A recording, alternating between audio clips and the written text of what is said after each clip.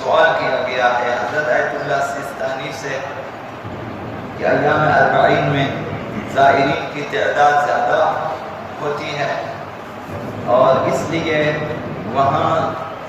صفائی کا انتظام انفرادی طور پر ممکن نہیں ہے کہ انسان ایک ایک کر کے وہاں سے کچرے اٹھا لیں اور صفائی کریں، یہ ناممکن ہے۔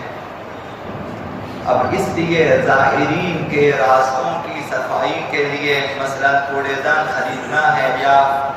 اس طرح کی دوسری چیزیں یا راستوں کی صفائی پہ پیسے خرچنا ہوتا ہے، تو کیا یہ خرچنا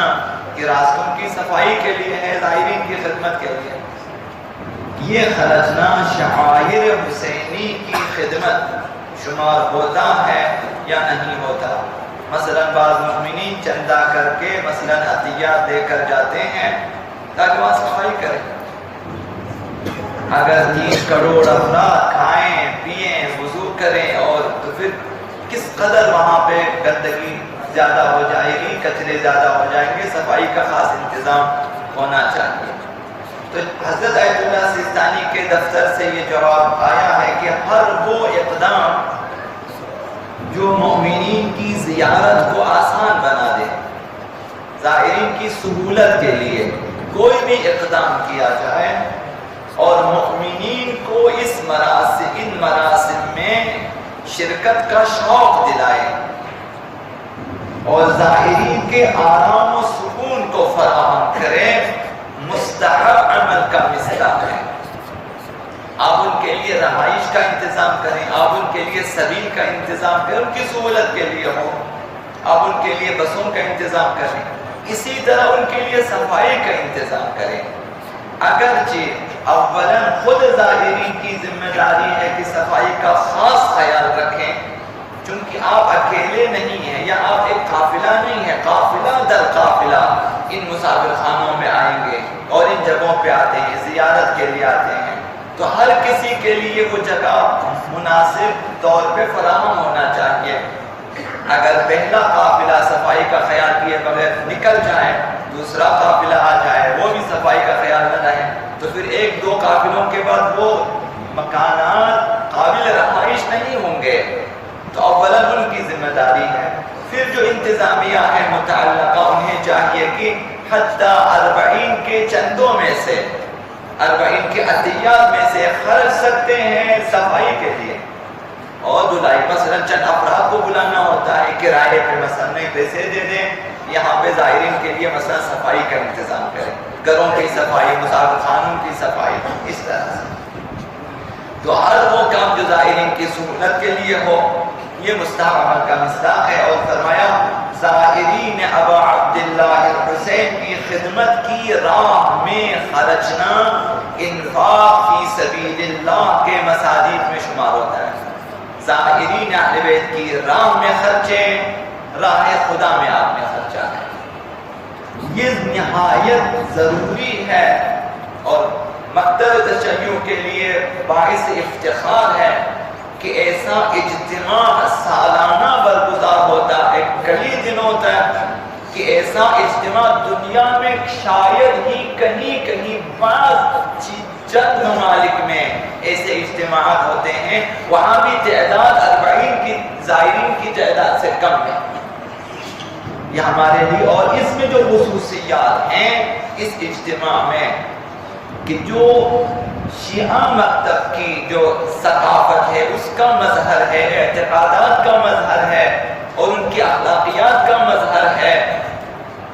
اور اس کے علاوہ اور بھی اس اجتماع میں خصوصیات ہیں جو دوسرے اجتماعات میں نہیں ہے۔ اس اجتماع سے مکتب تشیع کی حیات مربوط ہے، وابستہ ہے، اس کی سربلندی اس سے وابستہ ہے، اور ظہور آقا امام زمان علیہ السلام کہ یہ بہت بڑی زمینہ سازی ہوگی اسی 40 کے اجتماع سے، لہذا اس اجتماع کا سالانہ پہلے سے بہتر برگزار ہونا نہایت ضروری ہے۔ یہ بین الاقوامی بھی ہے اور بین المذاہب بھی ہے، یہ اجتماع 40 کا اجتماع، کئی کروڑ افراد پر مشتمل یہ اجتماع ہے کئی دنوں تک، لیکن پھر بھی دنیا کا پرامن ترین اجتماع ہے یہ اجتماع کہ کئی کروڑ افراد، کہ شاید ہی دنیا میں کوئی ایسا اجتماع ہوگا کہ جہاں 2 سے 3 کروڑ کے لگ بھگ افراد ایک مخصوص نقطے پہ جمع ہو جائیں۔ اور اس بات کا مظہر ہے یہ چیز کہ 3 کروڑ افراد جمع ہو جائیں اور پرامن رہیں، یہ اس بات کا مظہر ہے کہ مکتب تشیع پرامن ترین مکتب ہے، شیعہ مکتب پرامن ترین مکتب، یہ پیغام دنیا کو جاتا ہے۔ 2003 میں صدام کا تختہ الٹنے کے بعد لاکھوں افراد نے کربلا کا رخ کیا سالانہ، اور 2004 میں 40 لاکھ افراد نے شرکت کی 40 کے اجتماع میں، اور اس کے بعد کئی برسوں میں اس تعداد میں خاص و خاص اضافہ ہوا۔ 2009 اور 2010 میں 1 کروڑ 40 لاکھ زائرین کی تعداد ہو گئی کربلا میں، اور اگلے سالوں میں 2 کروڑ پھر 3 کروڑ تک یہ تعداد پہنچ گئی۔ خاطر خواہ اضافہ ہوا، جبکہ یہ اس وقت کی بات ہے کہ ٹھیک 10 کلومیٹر کے فاصلے پہ شدید جنگ ہو رہی تھی۔ عراق میں 10 کلومیٹر کے فاصلے پہ شدید جنگ ہو رہی، اور 2 کروڑ افراد زیارت کے لیے کربلا میں دنیا کے جو ہیں مختلف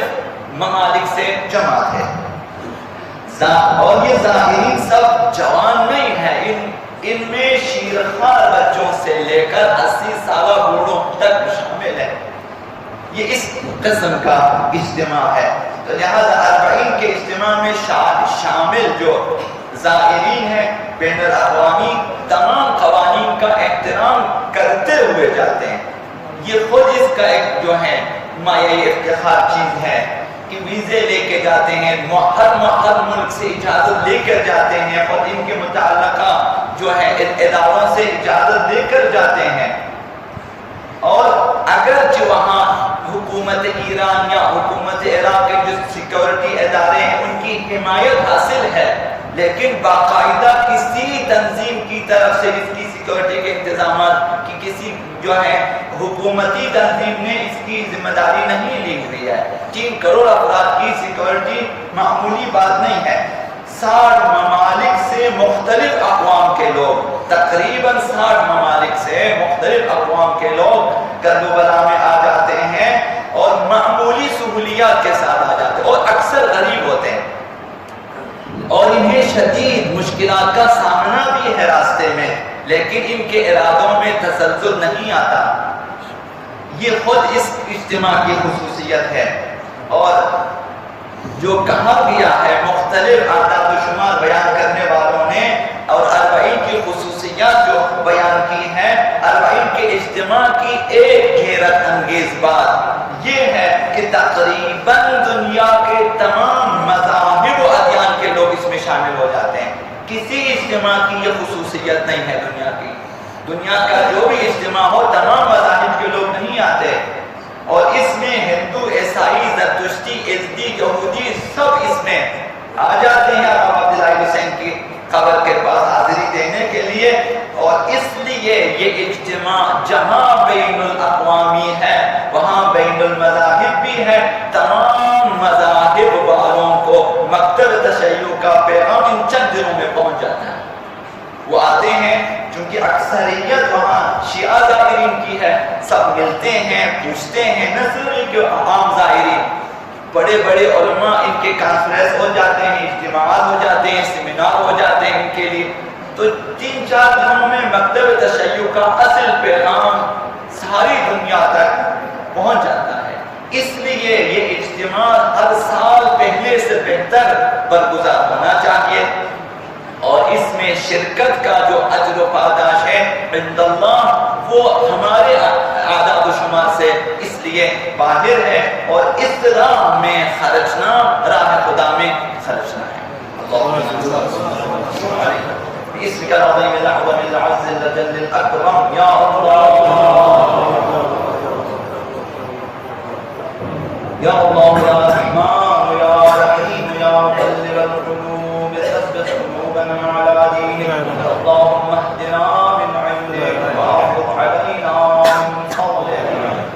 وانشر علينا من رحمتك وأنزل علينا من بركاتك حق محمد وآله الطيبين الطاهرين إلى روح المؤمنين والمؤمنات. رحم الله من يقرأ الفاتحة